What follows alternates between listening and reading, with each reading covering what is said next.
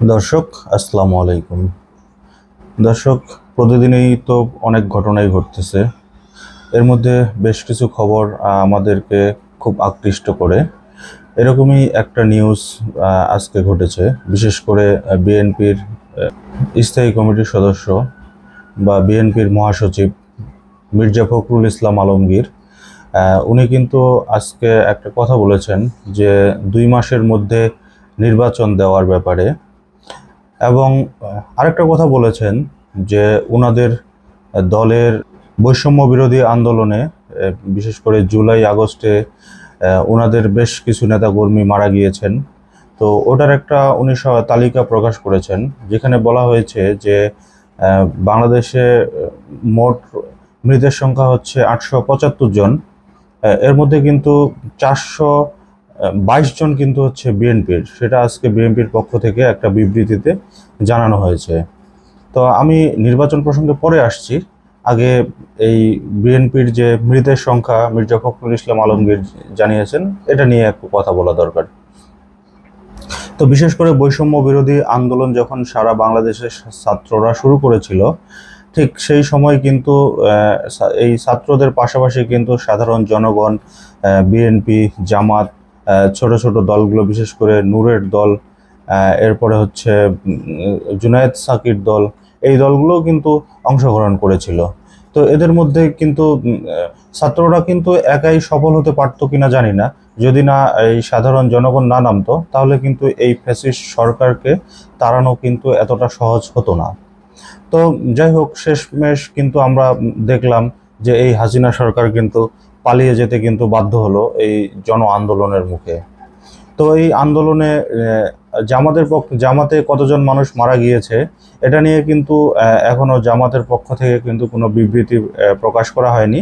তবে বিএনপি কিন্তু আজকে জানিয়ে দিল যে ওনাদের কিন্তু 422 জন নেতাকর্মী কিন্তু আহত হয়েছে।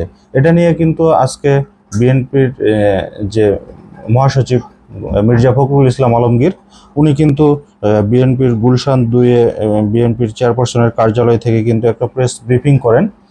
সেখানে তিনি এই তথ্যটি জানান। তো এটা নিয়ে নিউজ করেছে একটা চ্যানেল 24।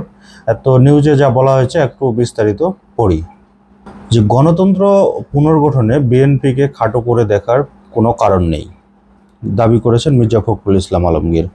আজ 15ই সেপ্টেম্বর গুলশান দলের চেয়ারপারসনের কার্যালয়ে এই সংবাদ সম্মেলনে তিনি কথা বলেন। মির্জা ফখরুল ইসলাম বলেন, রাজনৈতিক দলের নেতাদের বক্তব্য ঐক্য বিনষ্ট হতে পারে, বিভেদ নয়, নিজেদের মধ্যে ঐক্য ধরে রাখাই মূল কাজ। ছাত্র জনতার আন্দোলনকে বিনষ্ট করতে নানাভাবে ষড়যন্ত্র করছে অভিযোগ করে মির্জা ফখরুল বলেন, ফ্যাসিবাদের দোসররাই বিভিন্ন শিল্প কারখানা, আন্দোলনকারী শ্রমিকদের ও ধর্মীয়ভাবে সংখ্যালঘুদের বিষয় নিয়ে নানাভাবে উস্কানি দিচ্ছে। এ সময় তিনি আরও বলেন, ধৈর্য ও অন্তর্বর্তী সরকারকে সহযোগিতা করতে হবে, তবে সংস্কারের পাশাপাশি অভ্যন্তরীণ নির্বাচনকেও গুরুত্ব দেওয়ার প্রয়োজন। তো দর্শক, যেটা বললাম যে ওনার কিন্তু মানে ঘুরে ফিরে কিন্তু উনি এই নির্বাচনকেই বারবার টেনে নিয়ে আসতেছেন।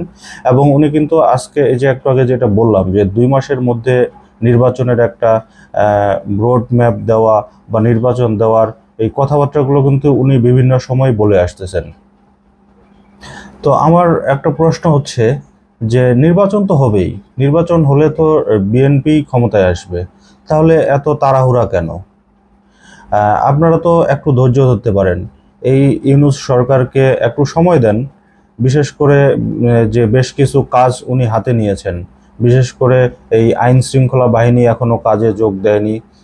তারপরে মানি লন্ডারিংয়ের যে ব্যাপার, আজকেও কিন্তু ওনারা কিন্তু আমেরিকা থেকে যে প্রতিনিধি দলগুলো বাংলাদেশে এসেছে, ওনাদের সাথে কিন্তু এই মানি লন্ডারিংয়ের ব্যাপারগুলো নিয়ে কথাবার্তা হচ্ছে, কিভাবে বাইরের দেশ থেকে টাকা ফিরিয়ে আনা যায়, এ ব্যাপারেও কিন্তু কথা হয়েছে। এবং বেশ কিছু কাজের মধ্যেও কিন্তু আইন শৃঙ্খলা বাহিনী যেমন একটু গুরুত্বপূর্ণ ছিল, তেমন কিন্তু এই যে হাসিনা সরকার বিচার বিভাগকে ধ্বংস করে গেছেন, এই বিচার বিভাগটাও কিন্তু মানে পুনরায় কিন্তু এটার সংস্কার করা প্রয়োজন।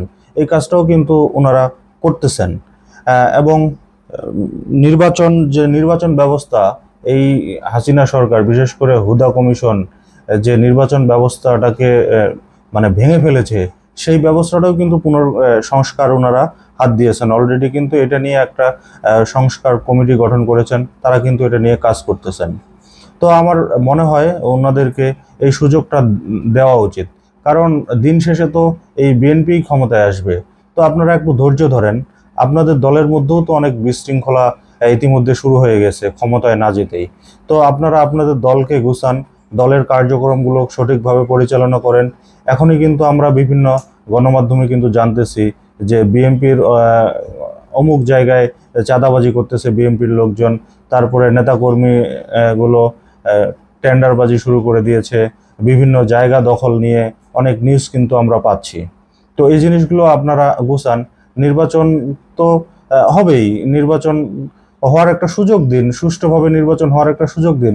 এই সরকারকে প্রশ্নবিদ্ধ না করে ওনাদেরকে ওনাদের কাজগুলো করার মতো সুযোগ দিন। আমি মনে করি ভবিষ্যতে কিন্তু আপনারাই ক্ষমতায় আসবেন এবং আপনারা এই দেশ চালাবেন।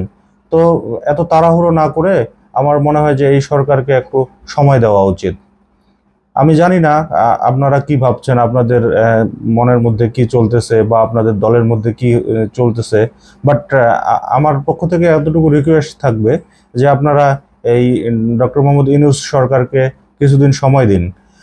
হাসিনা সরকার থাকলে তো এত তাড়াহুড়ো আপনারা করতে পারতেন না, এবং তখন কিন্তু বলতেও পারতেন না যে কেন হাসিনা সরকার এই যে এতগুলো দামি নির্বাচন করলো, রাতের নির্বাচন করলো। তখন কিন্তু আপনারা কোনো আন্দোলন করে কিন্তু কোনো কিছুই করতে পারেন নাই। তো এতদিন যেহেতু সহ্য করছেন, তো আর 1-2 বছর সহ্য করেন। তো দর্শক, আমি আর বেশি কিছু না বলি, আজকে এ পর্যন্তই। আল্লাহ হাফেজ।